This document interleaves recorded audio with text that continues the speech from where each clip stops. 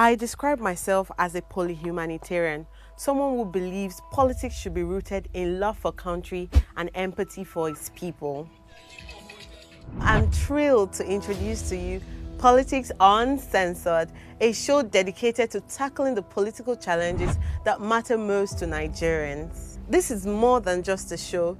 It's a space for honest, unfiltered conversations about the issues that shape our nation. From policy reforms to elections, leadership tussles to governance at all levels, and the overall political landscape in Nigeria. We will dive deep into how politics is impacting our everyday lives. So join me on this journey as we challenge the status quo, spark dialogue, and work together to build a brighter future for Nigeria. Let's make our voices heard and drive the change we deserve.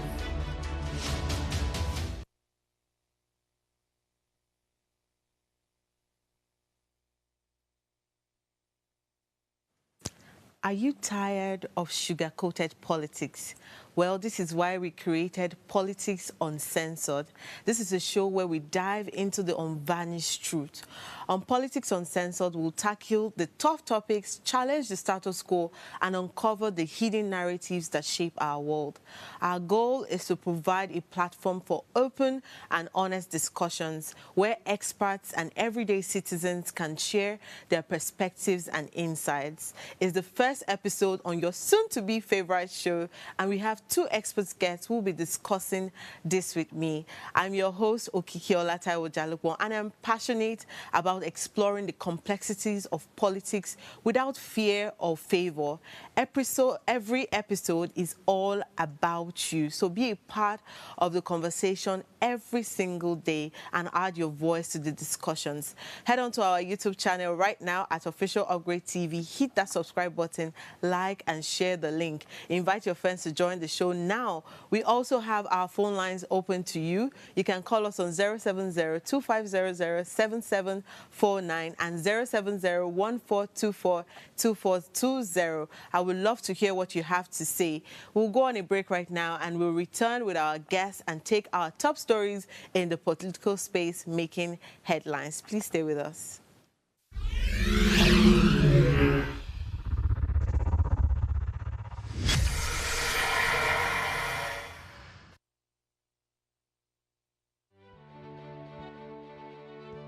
Nigeria, by extension Africa, battles a growing youthful population and with little or no meaningful engagement leaves a ticking time bomb on our hands. We are a blessed continent with great wealth, both in people and material. Our focus on ways remains driving conversations that affects us all. Topics in the news, social concerns, politics, leadership, governance, empowerment, resource management, conflict management, finance, SME sustainability, technological innovation, food security, health, education, brain drain, our well-being, citizenship, and much more. Our goal is to continuously drive these conversations, keep them burning at the table to effect a positive change both for our nation and continent. Ways, what are you saying, has a secret ingredient that completes the conversation every single episode, and that ingredient is you. Our past conversations shaped our yesterday. To shape our tomorrow, we must keep talking. So, I want to hear you. Be a part of our live conversations Mondays through Fridays. And let's all have our say. Tell us you're a Nigerian without saying a word. Energy security is one of the most pressing issues for many developing countries like Nigeria. And if there's going to be any meaningful progress, addressing our energy issues is non-negotiable. I need to see light from my house. Make them do something. Band A is expensive. I literally have to turn off all my appliances just to reduce costs. We need light. Introducing the Energy Outlook, your go-to show for everything energy. Every week, we'll bring you the latest insights, innovation, and in-depth analysis of Nigeria's energy sector. From policy discussions to regulatory insights, we will analyze the key decisions influencing growth, and sustainability in the energy sector. We'll bring you the human stories behind the headlines, giving you a personal perspective on the broader energy challenges. Join me every Friday at 6 p.m. for the Energy Outlook, your guide to the future of energy, where energy means business.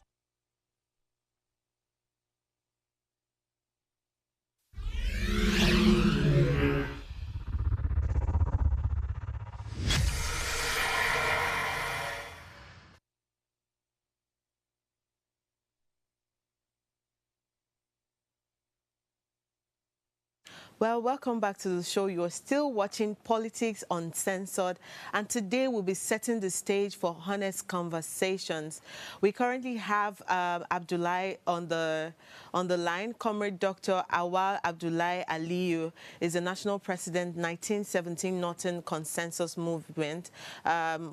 Is also the Secretary General, Military Veterans Federation of Nigeria. He's a security analyst, political affairs commentator, civil rights activist, and administrator. It's so nice to have you here, Abdullahi.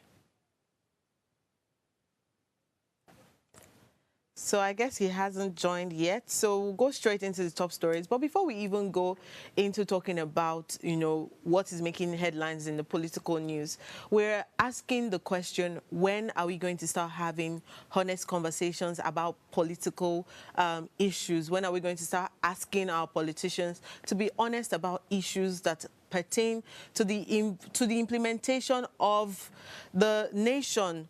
When are we going to start calling out our local government councillors, our chairmen, our National Assembly members, and asking for what is right for Nigerians? When are we going to start asking them to implement the things that are necessary? When are we going to start asking for policies that actually drive change? Well, thank you for still staying with us.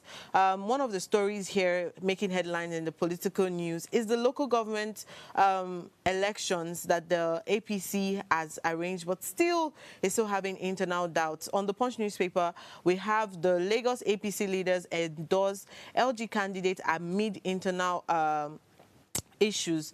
They're saying that there have been discontent which is continuing to rise within the Lagos State chapter of the All Progressive Congress following the party's local government primaries election, with the Agbado Okeodo local government council development area embroiled in an internal dispute with a faction of the APC leaders in the council, which has thrown its weight behind the emergence of Abiodun Ejigba Dero as the party's chairmanship candidate.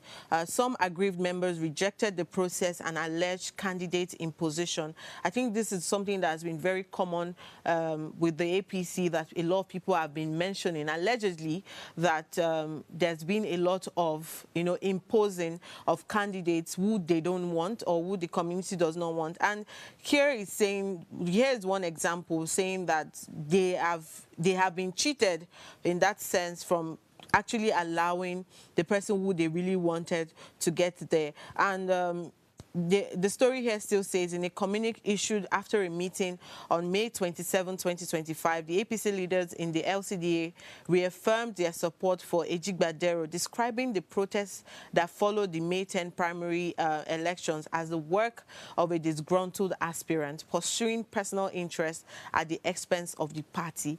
This conversation is something that every single time we have issues of disgruntled candidacy, we've had issues with people who are complaining that, oh, we're supposed to be the one on seat, there's an imposition, there's this, there's that.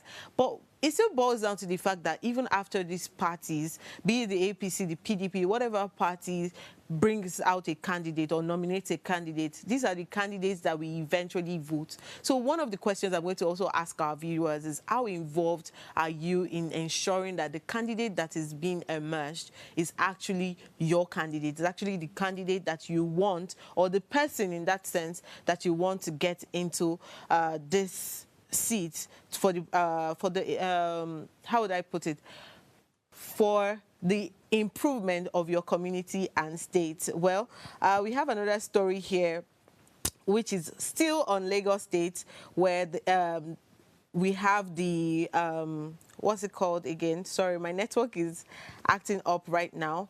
We still have the e-system that the Lekki-Epe road is supposed to help to discongest the Lekki-Epe route. And the Lagos state government is saying that there's going to be an e-collop system to help with discongestion. I think the island has a lot of issues when it comes to traffic, and I'm glad that the Lagos state government have been able to bring this initiative to light for us to be able to ease traffic and also ease of business in that sense. We have on Governor Oti saying that I'll consult God on 2027 re-election. And this is a very funny one because I mentioned how most of the time we're always quick to call God, call ethnicity, call religion, call tribe when it comes to things that should be thought about logically. And this could look like a very calm, or would I put it like a very natural thing to say that God is involved. Without God, this cannot work. But I think that politics has now should now be beyond what you think, maybe religiously or in a tribal sense or even ethnically. But here the Aba State Governor Alex Oti has said that running for a second tenure in office is in the hands of God. He stated this on Saturday at a grand civic reception and appreciation ceremony organized by the Hoha Isiala Ongwa people of Isiala, Ongwa North and South local government areas in appreciation of his performance in the councils. Amidst endorsements and calls for his re-election in 2027, Oti said his second term or tenure was in the hands of God, adding that he would consult with God before taking a decision. While thanking the people for their endorsement, Oti said, on the call to run in 2027, people will know my stand in 2027. We still have a long way to go, and truthfully, we still have a long way to go. It's just 2023, but a lot of people are buzzing about 2027. Not forgetting, I keep stating this thing, we keep forgetting that the local government elections is just close by. We have the 2025 election coming up in July. Local government councillors are going to be voted in July. As much as it's so interesting and there's the buzz for governorship, for presidency, we have to take it back to the local government. We have to take it back to the grassroots. That is involving yourself in local government elections, in local government party structure, so that then we can know that we are actually putting people that we are sure of, that we can vouch for, that we know will do the work from the ground up. And then I hope that with this Alex Oti has mentioned, we can now take the cue to say that while we can put God as Nigerians, we can't remove the God factor as Nigerians. Let's also think logically. Have you done great work in the last 4 years? Is there a need to do more? Have you also mentored somebody that you know that, okay, if you feel like you want to sit back and not run again in 2027, you can take this person up? How well have you also trained other people? How well has your subordinates also picked up what you have done, so that there's continuity in that sense? I know that there's party dynamics that can happen where 1 minute it can be the APC that's in that state, the next minute is the PDP, and they feel the need to always just drop whatever the previous administration might be doing and pick up theirs. But I think that beyond that, politics should be of continuity. Politics should be more of policies, and that's why it is there. It should be more of policies than what you think in your heart should be happening, and where your ideology should match with the policies that your community needs. But basically, that's all the story that I have on the political news. And yes, I hope you learned a thing or two. Our phone lines are still open to you, and you can still follow us on all our social media stories and channels. So we'll go on a break right now. When we return, we'll discuss more on politics in Nigeria. Please stay with us.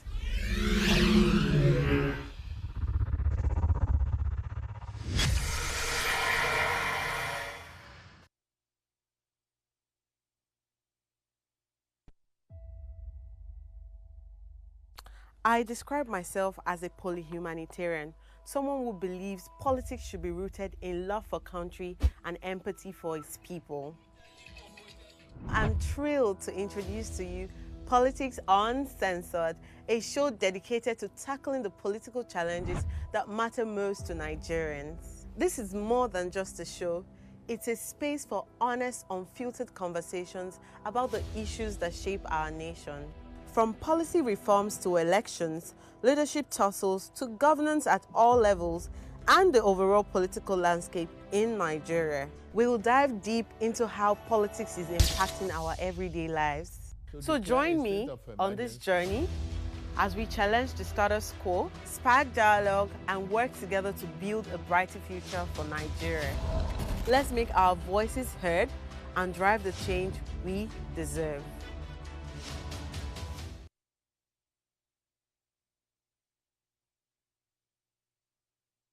Life is made up of moments, some that fill us with joy, others that test our strength. Welcome to Heartlines. This is our space to explore the highs and lows of human connection, the love, the heartbreak, and resilience that shapes our life. From relationships to friendships, parenting to partnerships, and so much more. Every week, we share stories and conversations that define us, navigating love, separations, the struggles of parenting, dealing with anxiety and managing the pressures and stress of life. Real conversations that bring us closer, helping us heal, grow, and connect. So join me Mondays through Fridays at 10 p.m. for Heartlines, the show where we connect hearts, have real conversations with real people, one story at a time.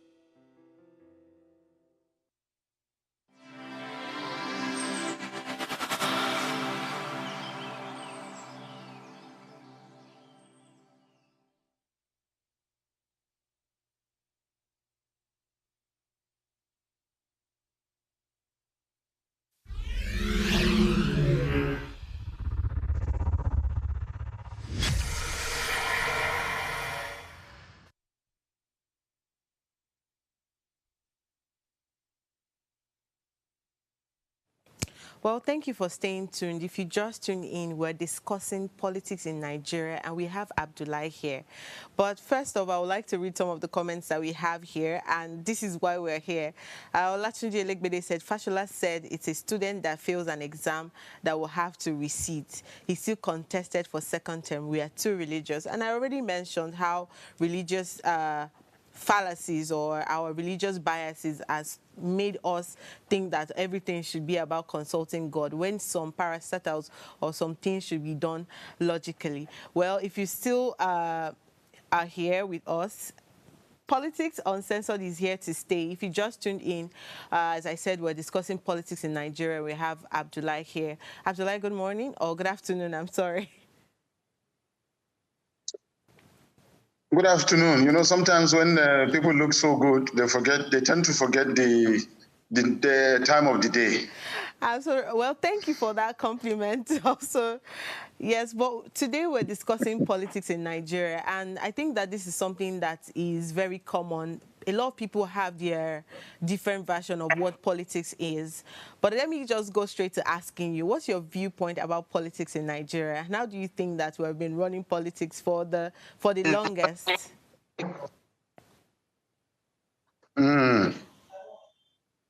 Hello, you said that something interrupted you. I missed the last one.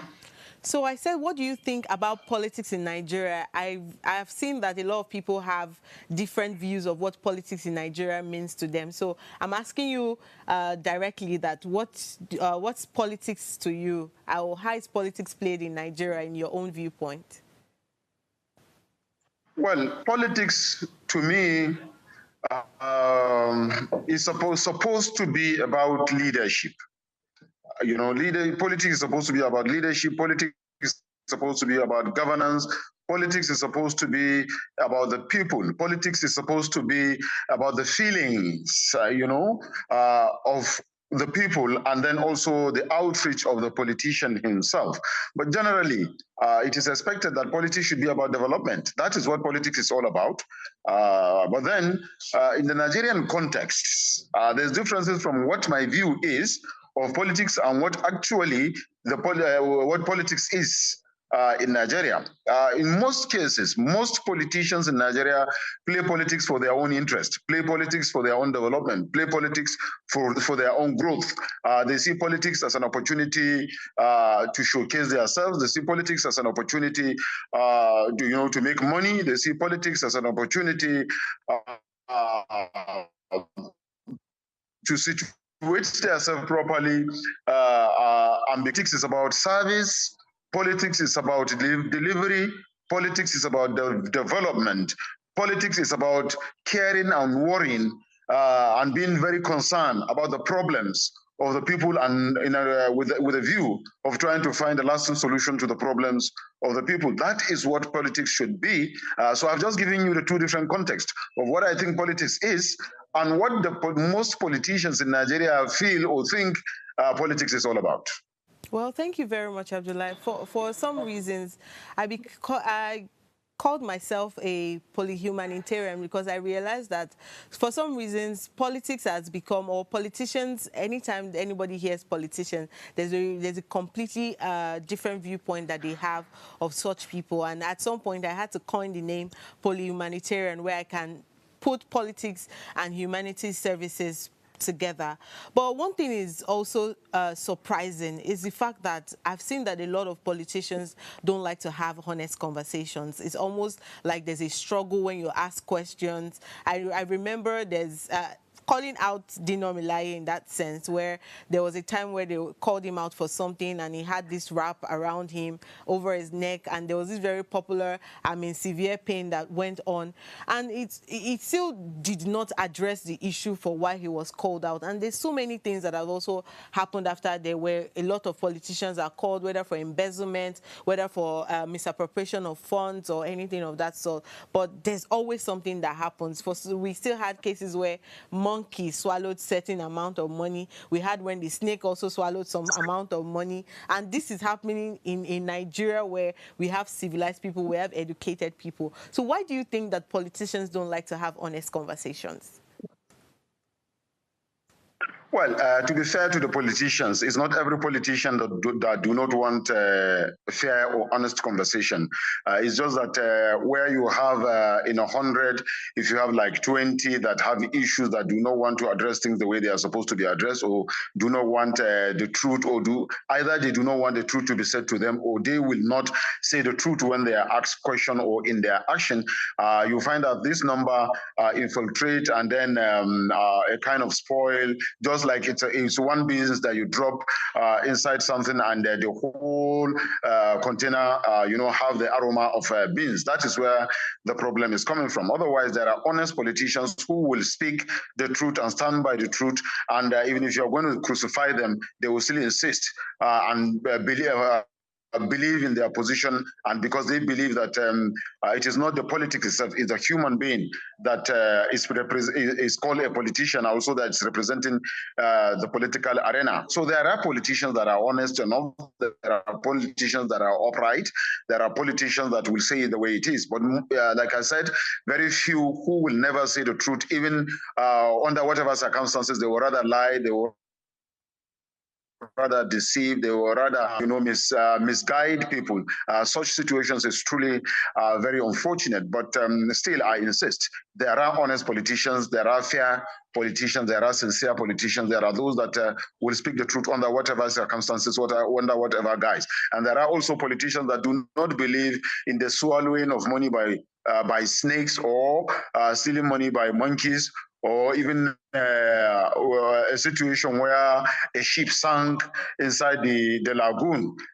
We've had all these things from politicians in the past. But also take note of this. It's not only politicians that are found to be saying such a thing. So you have civil servants or public servants that were equally involved in this swallowing, snakes swallowing money, or monkeys stealing money, or ship sinking in the lagoon, and then going deep down the lagoon to search for the ship, and then the ship have disappeared because it has gone beyond the waters, it has gone inside the mud, and then the mud swallowed everything, and then it simply is not there. We've had situations like this. We have such conversations in the past. But believe me, there are honest politicians that are honest enough to stand before anybody and say it the way it is. though there are very few. I don't want to mention names so that it will not look as if I'm campaigning for anybody here. But you know, I know. Let's take the National Assembly, for example, the Senate and the House of Reps. You will recall there are politicians that will speak the truth. They will stand by the truth. They will give. They will say to the general public that even if they are going to be suspended or they are going to be crucified, they are willing to say it the way it is. We've had such situations in government. We had situations where a public servant, either a civil servant, when I say public servant, those are the political appointees, while the civil servant, you know very well, the civil service, that is those that were employed and will have to serve for 35 years or thereabout before leaving. We have among the public servants who will speak the truth, that is the appointed politicians. We have among the civil servants who will stand by the truth and say it. We equally have among the politicians that will say it the way it is, while we have among the politicians that will never tell you the truth under whatever circumstances. Equally, same goes to the public servant and the civil servant. So it is a double-edged sword. But then, unfortunately, these days you have more lies than the truth, and then they are allowing themselves to be engulfed into what is not right instead of doing the expected right thing, which is quite very, very unfortunate, so to say. Thank you very much, Abdullahi. I like how you have mentioned that it's neither here nor there, and then it's the fact that it's the human behind, those positions that are actually, that they are the ones that are hell-bent on whether they want to say the truth or they want to tell a lie to their constituents. But let's look at the current developments. We've seen in the recent political news, we saw how many local government chairmen and aspirants have been disgruntled about the APC's imposing candidates on them and not allowing them to vote, legally, free and fair. And then you see cases where there's violence, there's all of these things happening. How do you think that this is going to affect our election? First, the 2025 election coming up this July, and also the 2027 election that a lot of people have been clamoring for? Well, to be honest with you, politics is a game of the people, for the people, and by the people. So the people will be the ones to decide who becomes what under whatever political party or seeking for whatever elective position. So let the people come together, let the people take the decision, let the people speak, let the people cast the vote, let the people protect their vote, let the people make sure that their votes count, let the people ensure that whatever they cast is what is announced. That, for as long as you do that, even if there's any position or endorsement, it might not necessarily work. But like politics is a game, and for you to be a politician, you have to learn the act of the game. If you don't know the act of the game of politics, then you are simply not a politician. Then you have to accept whatever happens in a political arrangement for as long as you are a politician, because it is either the other person today or it is you tomorrow. So that is the politics for you. And speaking about the truth, the conversation, the whole topic is all about the honest conversations from politicians. You see, politics is about strategy. How strategic are you? How connected are you? How grassrooted are you? How acceptable are you by the people? When I say the people, I mean the electorate, those that will vote the politician or the office, he who is seeking for the office, whatever office it is. So even if a party endorses a candidate, the politicians have an option, because we have multiple political parties in Nigeria. So if party A decide to endorse a candidate or impose a candidate, then the populists have an option of going to party B, C, D, E, F, G, H, or whatever political party. That is why we are a multi-party democracy. We are not in just one political party democracy. So I did not see any issue in this very matter. I did not see the challenges. If there's a political party that decided to say, okay, we are endorsing.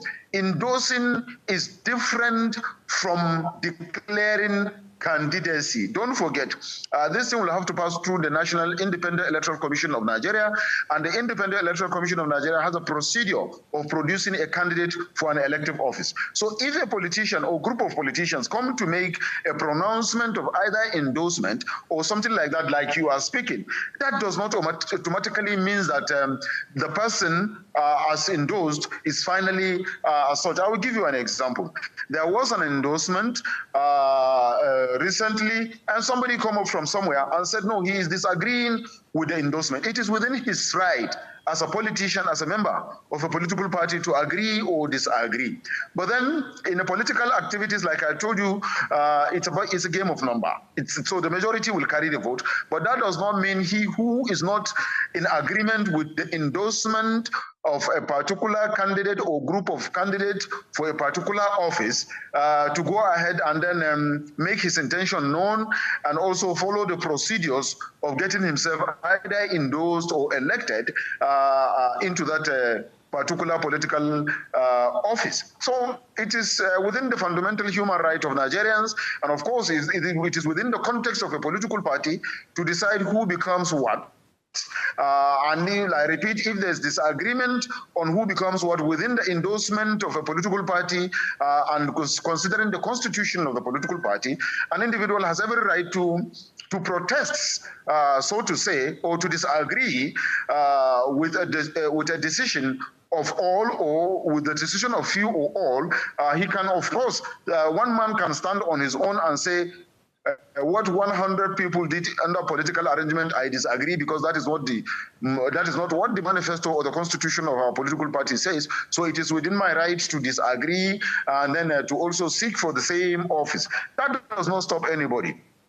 It is just an opinion as expressed by a group of people who feel a particular person or a particular candidate or a particular office holder has performed to the best of their ability what they expect that person, he or she, to have performed in that particular office. Therefore, they are agreeing and accepting and endorsing that person for a continuity in office. I repeat, that does not stop any other person that is agree with that position to come out and make his position clear and clean that I am not in that opinion or I don't belong to that school of thought that says we have endorsed or we have agreed.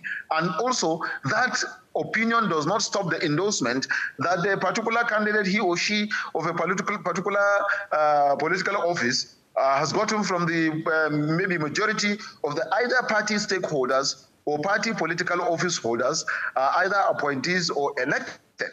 These are political strategies. This is why I said politics is a game. It's a game of strategy. How much have you strategized as a politician to get yourself accepted and then to also get yourself recognized within the grassroots? Because politics is a grassroots thing. You have to be accepted. You have to be recognized at the grassroots, your constituency, your polling unit, your community, before you can go ahead and then declare yourself a politician, so to say. So it's just, that is what it is, and that is what it will continue to be politically. Well, thank you, Abdullah. It's almost like saying that what will be either way without necessarily considering that even amidst popularity, sometimes there's like two different parties that are popular, but they feel the need to become what they want to become. They feel this position is meant for me because I've worked this much, I've done this, I've done that. And this somewhat applies to the 2023 election when President Bola Ahmed Tinubu said that Emilio Kan, and then mentioned how a kingmaker can also become a king. I think these were very common statements that were made in the 2023 election. And that's 2 years down the line now. Earlier this morning, we were analyzing how his 2 years term in office, or his 2 years in office, what has happened so far and what has he done, both positively and negatively. And maybe I should also use that opportunity to also ask you, what's your viewpoint about Tinubu's 2 year in office so far? Well, so far so good. If you look at it, you will know that every leader has his own style, has his own method of leadership, and he also has his own principles in leadership. Every leader will ensure, I don't think there's any leader that will come to a country and think that he wants to spoil it, most especially a political leader who will seek for re-election, who will seek for a second term. The only challenge I feel is communication, which is very, very vital in any political arrangement, not only politically, even in the civil service, even within the family setting. Communication is very, very important. If there is a proper communication, it will give room for proper understanding of whatever policy or program the head of the family is bringing or is adopting for the acceptability, understanding, and then uniformity, as well as for the members of the family to key in so that the head of the family will succeed in trying to do what is trying to do. The same goes with the political leadership in Nigeria. The Tinubu administration, 2 years down the line, like you rightly put, in terms of security, in terms of economy, and in terms of overall development. Let me take security first, because that is what is the most important. Because if the country is not secured, there could be no governance, there will be no leadership. And until and unless there is security, leadership itself will be battling seriously to be able to achieve development, to fulfill the promises, campaign promises of leaders at all levels, from the office of the president to that of the governor, senators, House of Representatives, State Assembly, and of course the local government chairmanship position. Now, looking at the position at that level, you could agree with me that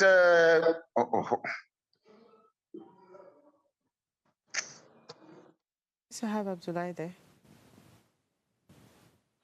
Okay, let's just use that opportunity to take our comments. Our comments are buzzing. Justice Gabriel said true, and I think that he's relating to how, he's relating to what Olatunji Elegbede mentioned. And then he made a gesture saying that I'm in severe pain, and I think that relates to one of the comments that I made about one of our politicians who was proud to say he's in severe pains. And Osas is saying at Olatunji Elegbede, exactly, we are too religious and tribal. And this is where we take a breather, and then when we come back, we'll still come back with our expert guests to continue this conversation. Please stay tuned.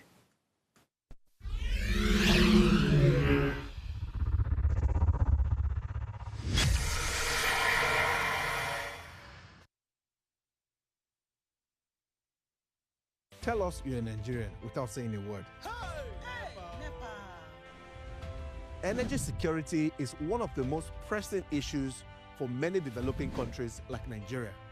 And if there's going to be any meaningful progress, addressing our energy issues is non-negotiable. I need to see light for my house. Make them do something. Band A is expensive. I literally have to turn off all my appliances just to reduce costs. We need light. Introducing the Energy Outlook, your go-to show for everything energy. Every week, we'll bring you the latest insights, innovation, and in-depth analysis of Nigeria's energy sector. From policy discussions to regulatory insights, we'll analyze the key decisions influencing growth and sustainability in the energy sector. We'll bring you the human stories behind the headlines, giving you a personal perspective on the broader energy challenges. Join me every Friday at 6 p.m. for the Energy Outlook, your guide to the future of energy, where energy means business.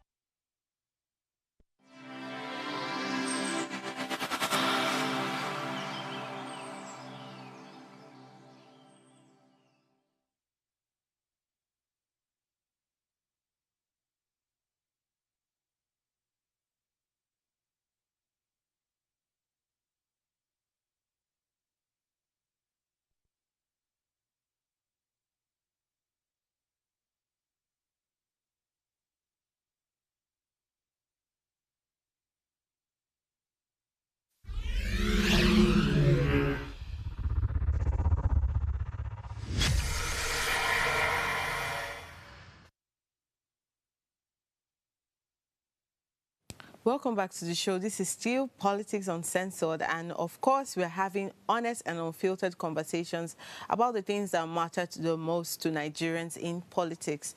We still have our guest Abdullah here. Do we still have Abdullah here?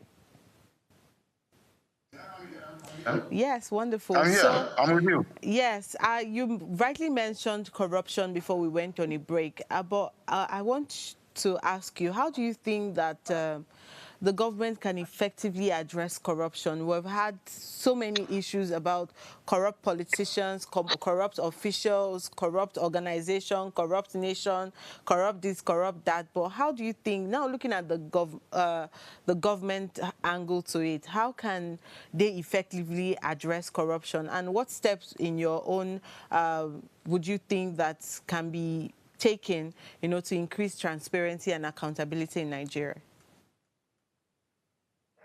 Well, thank you very much. Actually, I was discussing the issue of security before the interruption come in, but all the same, now speaking about corruption, I will talk about corruption, then we'll still go back to the security, because I think it's very, very important to discuss it, because that's the major thing that is even keeping the government together. Now, talking about corruption, we are all Nigerians, and then I don't know whether this thing is in the blood of every Nigerian. Give a Nigerian an opportunity, he will misbehave. Give him an office, the next thing you will hear at the end of the tenure of that office, you find out that the Economic and Financial Crimes Commission or Independent Complaint Commission will be going after him. Begin to wonder, not the males, not the females, almost every Nigerian that you give an opportunity, he is only thinking of himself and the possibility of what he can get out of that office, which I find very, very uncomfortable and very, very displeasing. Now, the only way, I guess, to stop corruption from Nigerians is first make all of us accept and agree that if we want this country to move forward, we have to be patriotic. Patriotism is the only way. If we agree that we love this country, we must agree that we will have to be patriotic. If we're patriotic, then we see everything as our own. We see everything as something we must protect. We see everything as something we must work towards, ensuring that we get to the promised land. Otherwise, we'll continue to have this problem and this challenge continuously. So, preaching patriotism, preaching nationalism, putting the fear of God in mind, and as well bringing stringent measures. When I say stringent measures, you can bring up, the National Assembly can come up with laws that will clearly indicate if you commit this kind of offense, possibly life will be lost. If you go to China, if you go to North Korea, if you go to South Korea, if you go to Japan, these are countries that have stringent measures when it comes to corruption. That is why these countries are growing big, because if you do anything that you found wanting in corruption measure, it goes with your life. You know that you are losing your life for it.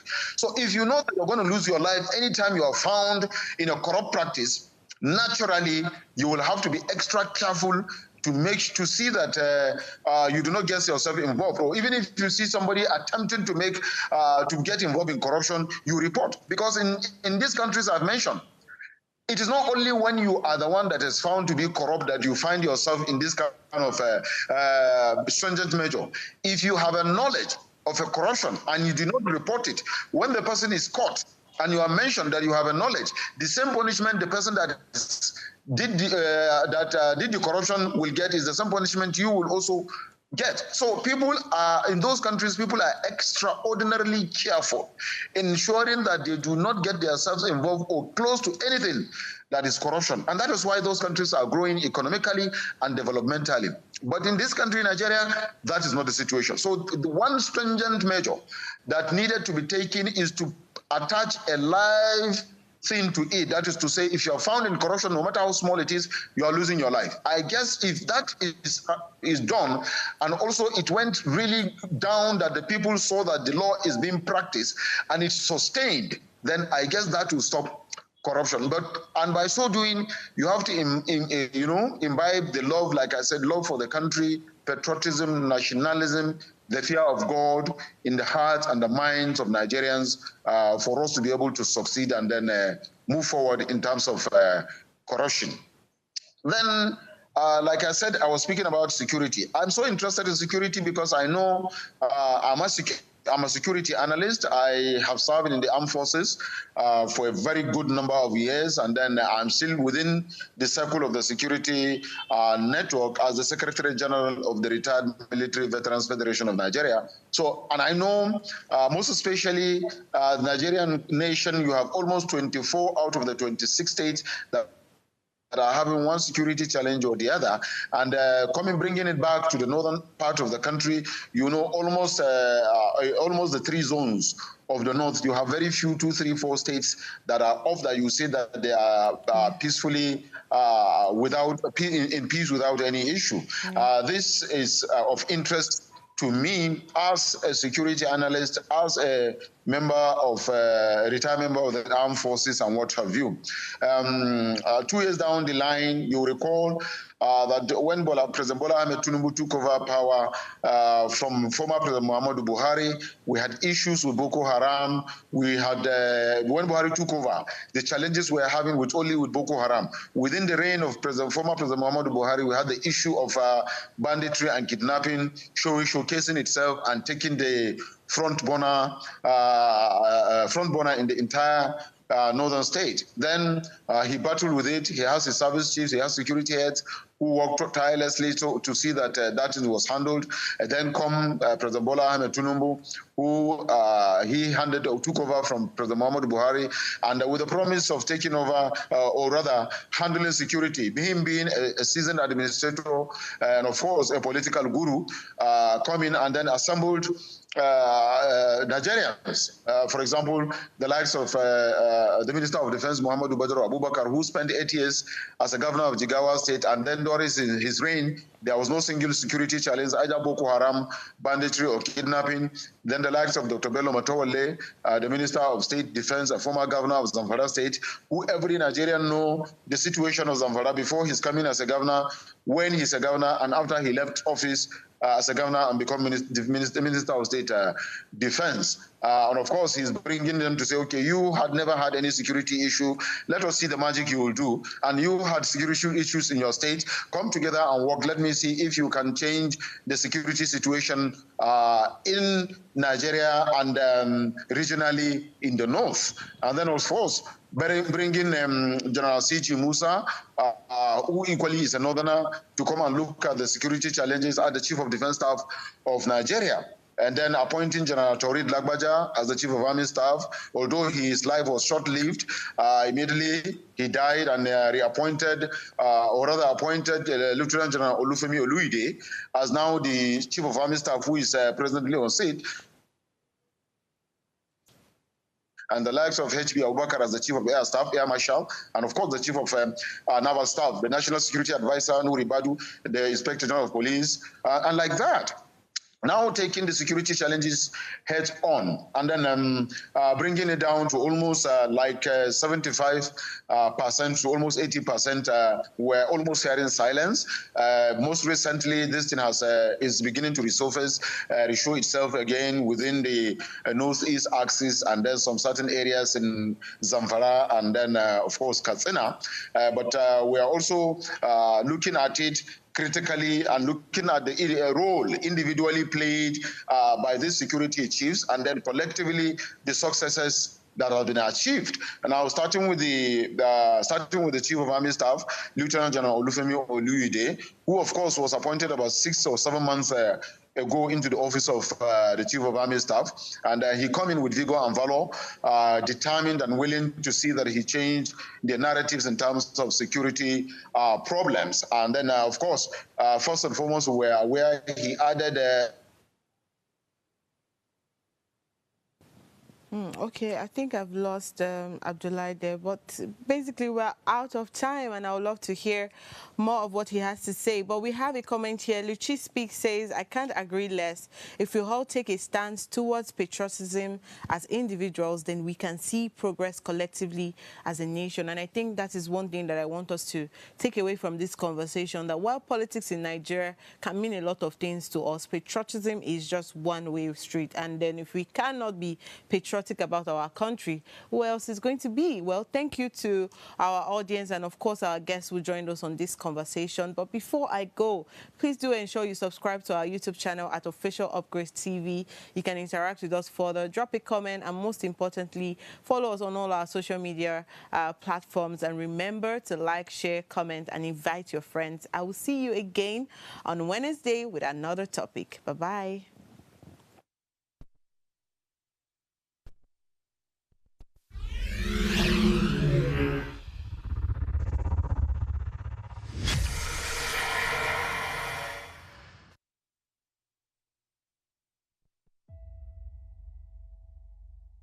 I describe myself as a polyhumanitarian, someone who believes politics should be rooted in love for country and empathy for its people.